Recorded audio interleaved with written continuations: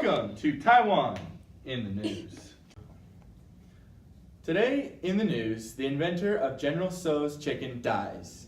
Chef Pang, the founder of the famous Hunan-style restaurant, Chang Pang's Hunan Garden restaurant, the inventor of the world's famous Chinese dish, General Tso's chicken, died November 30th at the age of 98 from pneumonia. Though he was highly accomplished Hunan-style chef for the KMT in China and later Taiwan, he is best known in the West for his invention General Tso's chicken, which he named after the famous Qing Dynasty era general. Don't chuck it, flush it. The Environmental Protection Administration, EPA, said on December 8th that it will allow a campaign to encourage people to flush toilet paper instead of disposing of it in the trash cans, as it is a custom in Taiwan. As a part of the Taiwan effort to improve bathroom hygiene, EPA head Li Yang said that his agency will come up with a campaign to encourage and flush toilet paper in 3 months. Lu Shouyan, the opposing Kuomintang, noted that Taiwan and Chinese are among the few areas in the world where toilet paper cannot be flushed, which she described as an indicator of being less developed. Recently, Japan sent troops to Taiwan, originally with the intention of occupying Taiwan's barbarian territories. But after it assessed the international situation, Japan decided to sign a treaty that concluded with the withdrawals of Japanese troops. After the Sino-French War, Sino-Japanese War of 1894 followed suit, and Japanese won and took control over Korea. Japanese citizens are entitled and immediately elevated themselves to among the great powers. The Japanese are determined to bring the entire island under central authority and the colonial regime's social and cultural policies towards the island's Chinese-speaking majority reflects Japan's ambivalent attitude towards the new territory. The Taiwanese most valuable resources are currently in the least assimilated areas populated by the Austronesian groups. More recently, this year, 1930 will mark the event of the Wuxi incident that took place. The Wuxi incident was an Aboriginal resistance using violence against the Japanese force.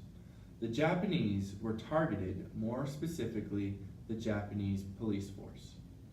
The Japanese had forced Taiwan people to work, treated them unfairly, and sometimes married Taiwanese women regardless of their wives at home. The Aborigines' plan to do the uprising had clearly been premeditated. They had gathered other tribes and convinced them to participate in the uprising. The uprising was led by Monorudo, a member of the Siquan tribe. The violent incident included 300 participants and took the Japanese 2 months to calm the storm. Later on, we will have an interview of a Taiwanese Aboriginal talking about the different events that happened. This Taiwanese Aboriginal is from a time when Japan first took over and ruled over Taiwan. She was a primary source in the Wuxi incident, and she personally knew Monorudo while living in the Wubi village. We will also be asking a Japanese citizen about their move to Taiwan and how their time was there during the Wuxi incident and how, from the outside looking in, they thought the Aboriginals were treated and why they thought that the Wuxi incident happened. Now to Hannah to the interview. Thanks, Luke. Hi everyone, we're here with Gia, one of the savages from Taiwan. She was a primary witness to the Wuxi incident. How are you, Gia? I'm fine, just trying to live day by day. Okay. Can you describe what your life was like before the Japanese?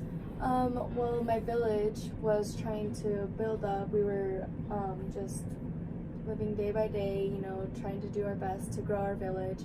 But it's like that changed in an instant. Mm-hmm. Can you list some of the examples that were passed down by your ancestors? We have our own hunting ground, and that allows us to send out the men almost every day to go hunting and provide for the village. Okay, cool. What are the pros and cons of Japanese colonization in Taiwan? Well, they have treated us very horribly in the past, and they've tried to hide our identity, and that can be very frustrating. However, I can see the good side, just because they have implemented institutions and they have given us things such as a police force and schools, which open up job opportunities for us, and it just gives us a system to kind of get used to. How has the Japanese colonization impacted you personally, and what do you think will happen in the future? Well, personally, I felt useless when this started happening, because I knew that there was nothing I could do to protect my family and ultimately my village, so that can be very frustrating for a mother, for sure. And in the future, I'm hopeful. I'm trying to stay hopeful, and I believe that we will be able to become our own country, and hopefully the villages can become whole again. Going off of that, can you describe what your average day is like since the Japanese colonization? Well, I try to stay in my home these days because interacting is not worth an ugly outcome. So I understand that you're a part of the Sadiq tribe, and Mona Rudo is your chief. How do you like having him as a chief? He's a very wise leader. He knows what needs to happen in order to keep it calm, and that just happens to be a necessity going forward. Going off of that, I've been told by many sources that usually when the Japanese rile up the Sadiq tribe, Mona Rudo always seems to remain calm. How do you think that he feels about the Japanese? Do you think it's hard for him to remain calm in such a stressful situation? I imagine yes, because I know that he does want to protect us, and I know that, especially with everything going on with how the rest of the tribe wants to attack, he just knows that there's moments when you need to retreat and there's moments when you need to attack, and I think he knows when the right time is to make beneficial calls. Recently, the Wuxi incident occurred. Were you aware of Mona Rudo's plans for uprising? Yes, I was aware, but I was also fearful for my children's lives because they are so young. Okay. And then how did it feel to know that your tribe was rebelling against a force that was much more dominant? I was somewhat happy, or relieved, you could say, because we were finally sticking up for ourselves, and it felt good to know that we weren't just going to sit around and get pushed around anymore. But I also knew that we were going to lose many lives, but with great success comes great sacrifice. So ideally, what do you see as a perfect society in Taiwan for your people? I think I speak for my village as well as neighboring village when I say the perfect society would not include the Japanese. They have treated us very horribly in the past, and I think it's time that we, Taiwanese people, actually take charge again. And if we take charge, I think that it would make us a stronger unit ultimately. Thank you so much for coming out tonight, Gia. Best of luck to you and your tribe. Thank you for having me.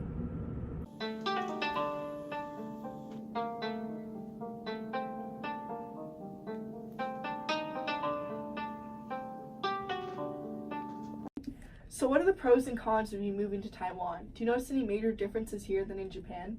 I mean, it's really good for my country. We are trying to expand and become greater, but it can be really difficult just because there can be uprisings from the savages, so that can be really difficult on us, but it's making us more powerful. Can you name an example of how Japan is using Taiwan for its benefit? Taiwan has a vast amount of resources, so it can greatly benefit us in this time of expansion. According to today's statistics, Aboriginals are viewing the Japanese colonization of Taiwan negatively, usually because discrimination and segregation policies are often the most heavily criticized part of colonial rule. Some of these segregation policies include that Taiwanese could not legally marry, and that Japan's salaries are about 50 to 60% greater than their Taiwanese counterparts. for wages of the same job. What are your thoughts on this? I mean, the Taiwanese Aboriginals are getting lower salaries, but I think that they should also just be very happy that they're getting the opportunity to have a job and that they are getting paid, because we did not have to decide to pay them. And if they were to get the same salaries, I believe they would irresponsibly waste their money just because they were savages before we came. So, yeah. And then going off of that, what do you think of how Japan is treating these natives or aboriginals? I mean, growing up, I was taught to be strong and not allow anybody to disrespect me, so I think that they should just toughen up. I mean, I think the aboriginals need to accept that we're taking over and accept that we are just trying to make them better by giving them our traditions. They're savages and don't know how to make decisions for their country, so what we are doing is only a reaction to them not listening. Are there any specific instances where the aboriginals have blatantly disrespected you and the Japanese as a whole? I mean, they sometimes don't listen to us, and it can be very frustrating because we're only trying to show them how to live like responsible and civilized people. They disrespect our country by not assimilating, and our country is better, and when they don't take on our traditions and beliefs, it's only hurting them. Regarding the fact that they uprise when they don't want to take on your traditions and beliefs, what do you think of the Wuxi incident? I know that happened really recently and a lot of Japanese were killed. Do you know anyone that was victimized? Luckily, I was not in the area when the incident had taken place, but I know some of my friends were. My friends were stabbed by Aborigines and left there like many other innocent lives, and I'm furious at the fact. And I want the Aborigines to suffer for what they have done. We tried to make them and their country better, and this is how they repay us. I mean, I'm just disgusted, and we should have known that savages will always be savages. So do you think Japan is influencing Taiwan in a way? Yeah, I think we are making Taiwan a better country by putting in a police force, a mailing system, and establishing our currency. Can really help them become civilized people. And then why do you think that the Japanese should have anything to do with Taiwan? Why do you think that the Japanese are benefiting Taiwan society? We should have Taiwan as a colony because we want to grow our country and as well as help the people of Taiwan become better people, you know, people like us. And I think we should be praised for helping them because in the end they will become better people. Well, the Japanese being in Taiwan really shows me that you can really turn nothing into something. Thank you so much for coming out today, Yuto. Thank you. Back to Luke. Thank you, Hannah. It was good to hear the people who experienced the Wuxi incident and the two different perspectives of the people who lived in Taiwan at the same time. Thank you for tuning in to Taiwan in the News. We'll see you back here next time.